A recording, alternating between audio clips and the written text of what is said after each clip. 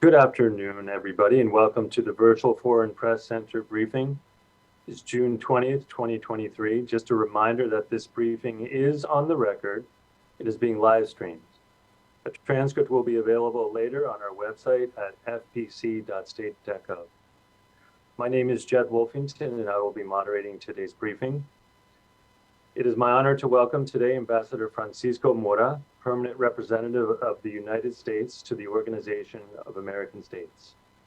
Ambassador Mora will brief on the developments of the 53rd General Assembly of the OAS, which will take place in Washington, D.C., June 21st to 23rd. The theme of the OAS General Assembly is strengthening a culture of democratic accountability with human rights promotion, protection, and equality in the Americas. Ambassador Mora, thank you very much for joining us, and the floor is yours. Thank you very much, Jed, and thank you and welcome to all those that are listening in. Look forward to answering any questions you might have about the General Assembly that starts, as Jed said, tomorrow and runs until Friday. Let me just say a couple of words regarding our expectations, our priorities for this coming General Assembly.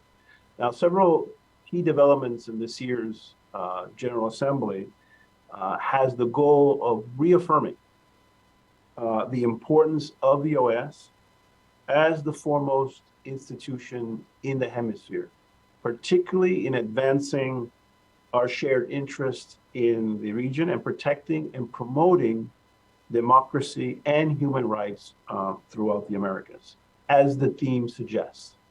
And within that frame of democracy, human rights, and in a sense, doubling down on the organization and our commitment, U.S. commitment to that organization, there are 3 or 4 priorities that I'd like to lay out that I think sort of highlight these objectives. One is the Inter-American Democratic Charter. The United States, along with a number of other states, believed that the charter needed to be strengthened. We needed to, in a sense, reaffirm our commitment to the charter at a time when, as we know, the region is facing a number of challenges with democratic governance and respect for human rights. We believe that sort of bringing attention to the commitment that all member states made over 2 decades ago to, as the first article of the charter says, to protect and to promote, that states have the obligation of defending and promoting democracy in the region. So we have presented as a resolution, as a proposal that's under negotiation, sponsored by a number of other states, elements to strengthen the Democratic Charter, the Inter-American Democratic Charter that, again, that was signed on September 11th, 2001 in Lima, Peru. What are the elements of our proposal, which are, I think, relatively modest proposals, but important nonetheless? First is a sort of volunteer peer review process, a voluntary peer review process that allows the Organization of American States, the Secretariat, to monitor, in a sense, to review and to highlight areas where democracy is weakening. If a state or member state does not want to participate, it does not have to. It's a sort of a voluntary, and it is, I think, best way to make sure that we can get this proposal forward. Second, preventive diplomacy. I think the organization has a history of addressing regional crises, and democracy is in crisis at the moment in the region. And there are areas where we can take preventive measures, the organization can take preventive measures to mitigate, ameliorate, to keep the crisis from getting worse in certain governments. And frankly, the OAS has been doing some of that already. We saw that, for example, in Peru not too long ago, but I think it was important to institutionalize it. And the third element of the proposal is promoting, funding, supporting civic democratic education in the region through the appropriate secretariat institutions. And I'm happy to elaborate on that if you like. So that piece, at a time when democracy is threatened, we think it was important for us to remind folks of the commitment and then to add a little bit more to strengthen its role, the charter's role in the region. The second is the budget. This will not be a controversial issue, but it was a controversial issue 2 weeks ago because the United States and many other member states are interested in strengthening the organization, demonstrating its value, its impact that it has in the region. We propose, along with other states, to increase the budget of the OAS for the first time in over a decade. This was a controversial issue. Some states did not want to do that. We believe that if the OAS2 maintained its credibility and its relevance, it needed to fund the important and relevant and impactful activities that it does in areas such as human rights and democracy.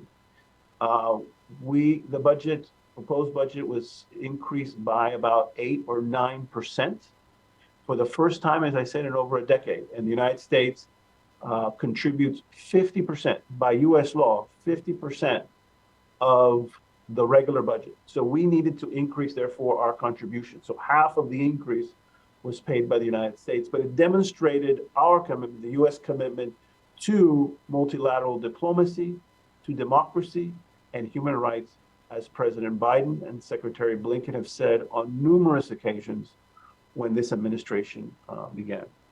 And third, we are going to be joining Barbados and other Caribbean countries on a resolution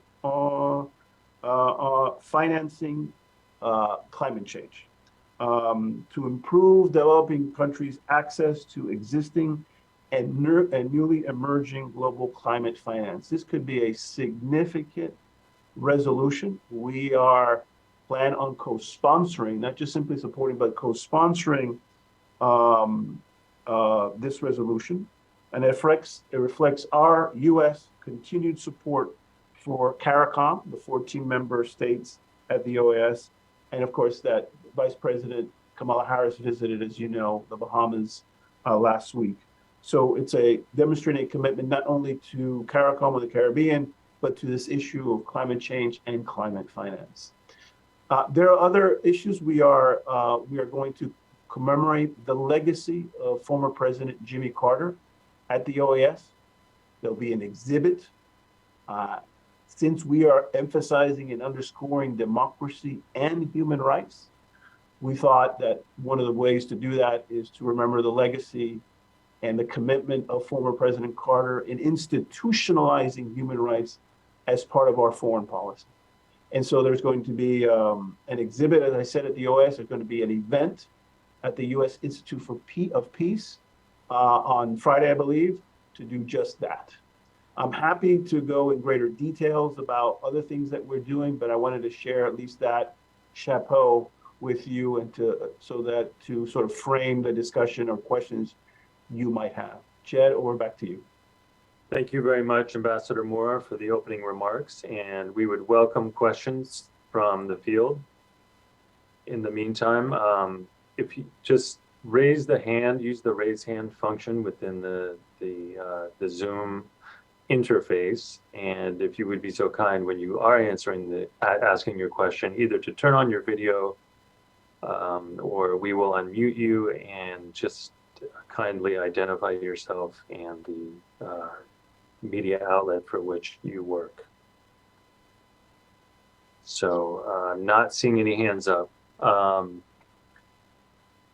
Ambassador Mora, there were a couple of questions, and one of the questions, advanced questions, was about the budget. You briefly touched on that, but perhaps you could talk a little bit more about the budget increase, and if you can at all talk about which countries were involved in that negotiation process. That was the question submitted in advance. Thank you. Sure, I'm happy to go in a bit more detail than that. So it is true that the OAS finds itself in a challenging fiscal environment. Just to give you one data point, the budget of the OAS in 1984, so 40 years ago, The budget in 1984 dollars was $94 million. That was the budget in those dollars back then. Fast forward 40 years, the budget in 2023, in 2023 dollar amounts is 82 or 83 million dollars, right? We have not seen an increase, and as a result, there have been cuts at the OAS. We did not think, with a number of other states, that that was sustainable at the OAS. That if we believe that this was an important institution, important multilateral institution, engaged in conflict resolution and dealing with the challenges facing the region, including, of course, democracy, that we needed to fund it. And we needed to increase the budget. And so the budget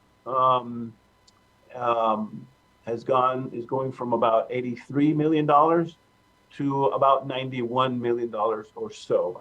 I apologize, I don't know the exact numbers. So it's about an 8 or 9% increase that will allow to sustain the organization at its current operating level, no cuts, continue funding some key programs and activities that the OAS does, that the Secretariat does. And we will be doing an analysis and evaluation of the organization that will be funded by member states so that we can make informed decisions this time next year when we are discussing the budget, and we can make informed decisions about where to cut, where to save, where to invest, etc. I hope that's a greater detail than. Thank you very much. We do have two questions, one from Alejandra, and then we'll hear from Juan. So Alejandra, I will ask you to unmute. And hey, hello, thank you so much for doing this, Francisco and Jed. My question is in relation to the resolution on Haiti. What are the U.S. hopes for finding a way of solving or helping to solve the situation in Haiti through the OAS? Is there a consideration of a force similar to the blue helmets, like in the UN BAT for Haiti? Is that going to be a topic to put in consideration in the General Assembly? Thank you so much. Yes, as you know, the United States is very interested and working towards the establishment of a multinational force, multinational police force in Haiti to deal with the number one challenge and crisis that Haiti faced, which is the security challenge. And that is ongoing. However, as you know, the OAS is run by consensus, right? It's a consensus-based organization. There is simply not enough support. There is not consensus to support tangibly or politically yet such a force through the OAS,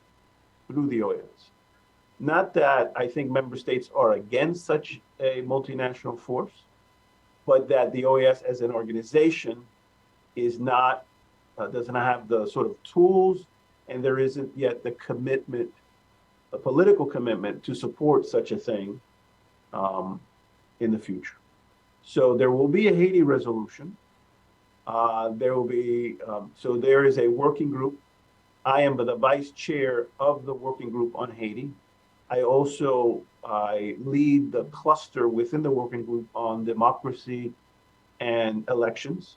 And so we've made a lot of progress there. I think we're prepared to support that when the opportunity and the conditions allow for us to support an electoral observation, to fund such an electoral observation, the preparation for such a thing when the conditions are there. But there isn't yet the support, the consensus for supporting politically a multinational force. But there will be a resolution, by the way, on Haiti. Yeah, I'm sorry, just a follow-up question, Francisco. So in the resolution in Haiti, what would it entail apart from the electoral support from an OAS mission? Would there be any kind of military aid, military support, support to the police forces? What kind of other support could it be? Thank you. That kind of, there is a program that's been going on for a while, an OAS program with municipal policing. It's a relatively small program that we do in Haiti. But beyond that, there is no political support to do more tangible thing. Now, member states on their own, the United States, for example, supports the Haitian National Police. Canada is supporting the Haitian National Police. Others are doing as well in different ways, but those are bilateral efforts.